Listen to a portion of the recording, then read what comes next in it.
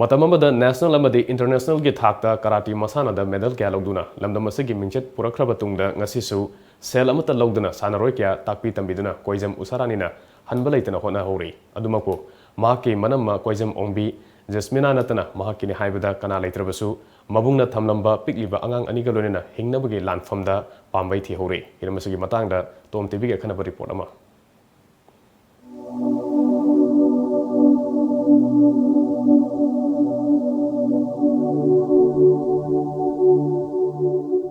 Lamsang Assembly Constituency gi manung chana leiba loitang khulen awang lekai dagi Koijam Usharani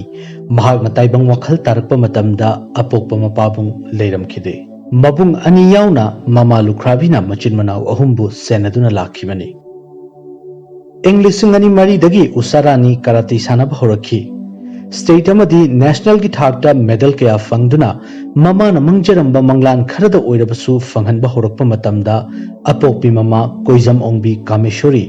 liver gi anaba amadagi taibang pal thadokhi Usharani gi mabung Koijam Ranjit mayum makai palaba tungda PIKLIBA macha ani thamlamduna mahaksu taibang pal thadokduna nongakhi imung asigi potlum pumba MANNAMA amadi Usharani gi kokthakta takhi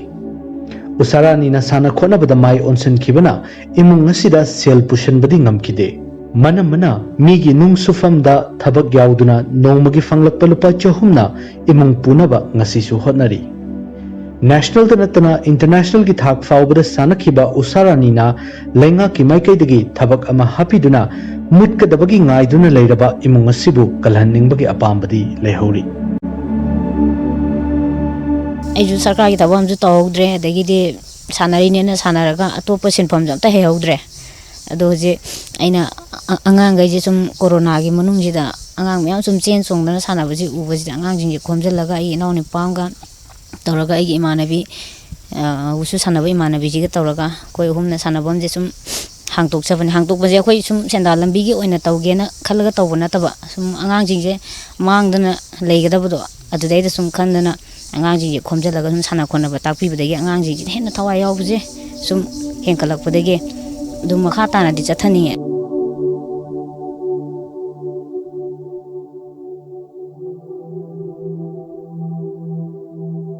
MANNAMA Koijam ONGBI JESHIMA na fanglakliba sel khara asina hauzik COVID-19 laichat manung asidadi konanaba sinari adubu masi hek loikhiba matamda angang sing asina school kaba horakpa matamda karamna honagani haibu wafam asidi amambada mabaga pangkhak oihauri amaromda lukhrabi singda lengangna piriba kanaba sing masak khangdana lehauri Aije sakagi makai ko ai kinjin hoiro andi kana lukhrabi bin kana lagi da bidi bisa phang hane ko mina sum lagi khara kene ko di Laikai asigi member Khetrimayum Sanari na fongdorakpada imung asida lukhrabi singi pension pinaba chelurabasu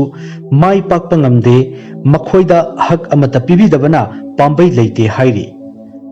Araiba thona puthoktuna sinthuna kochen chenjerabasu pibigadaba mina pibidre haina nungnangba fongdorakli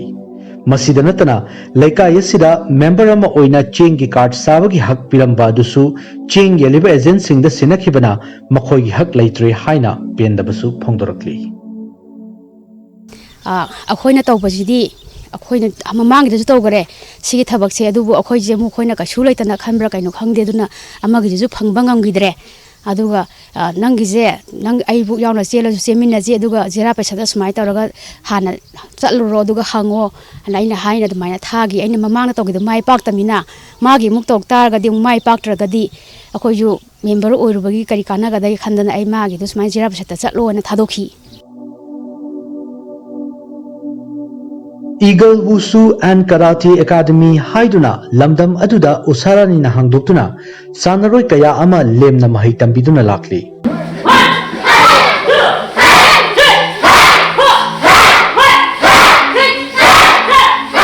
Laikai adugi mihut oiriba miyoida mateng khara pangbina ba haijarubada tathi tawoina hairakpada Usharani khaktanatana LAMDAM asigi sanaroi singi thamoida tasona thinbagum thokhauri masida Usharani na pendaba kaya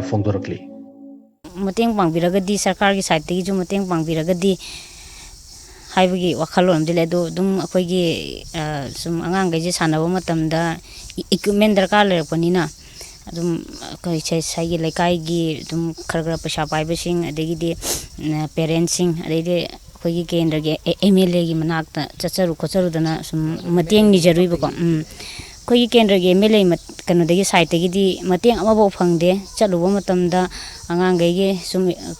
खुजुकलाई लेनबो खरा मतेंग पांगबियोना हाइरुबो मतमदा याम उसी थवैदना दुम गांगबिरे अदुम पंगसानदा सुम पंगसानदा सानगेरे तना कैकांदबदा sports director दा चलगा met कुल लोसो हाय met कुनजे अखोना हाय सरदा सरगी आइबो चेमतंग पिबियोन हाय मान अदुम चलो यानी दुम पिरकनीना हाय मतमजे अखोय चचरुई चलो मतमजे मु स्पोर्ट्स डायरेक्टर ना मागी आइबो चे यावद्रगदी लौबो यारोय मसादगी मु आइबो चे लौसोना हाय अदु मतमदु अखोय अमु हन चटखिद्रादि माना साइ ngang po ngang sangangduna adum अखोय यामना अंगांग जिजु पेरेंट्स सिंजो इसामुक्सु यामना याम मोरल डाउन ओरगा लाय हाइनबले मणिपुर असी स्पोर्ट्स की पावर हाउस नि अदुबु स्पोर्ट्स की पावर हाउस अमु ओइनब होनबदा ग्रासरूट लेवल दगी सेमगटपगी तंगाई फदबदुदी चाउना लेरि मफम असिदा इसिंग मरिक अमगी अखोगी मतेंग याउदना मफम असिदा अंगांग सिंग असिबु ताकपि तंबिदुना लेरंबा थेंगनरि महाकिनि हाइबदा हन्न येंगबदा मनम मनतना कनासु लेइत्रबा अदुगा मनम असिना स्टोन कर्सर याउदुना नोमगी फंगलक पलुपा चहुमना इमुंगसु पुनब होनबा अदुगा अंगांग सिंगसिबुसु ताकपि तंबिनब होनबसिदा मियाम खुदिमकना मतेंग पांगबगी मतम असि थेंगमनद्रिब्रा हाइबसे यामना चाव वहांग अम ओइरि हिरमसिगी मताना पौदम जरिबा कैमरा पर्सन नरेश कलोइना ओनेल समुद्रम Times of Manipur news Imphal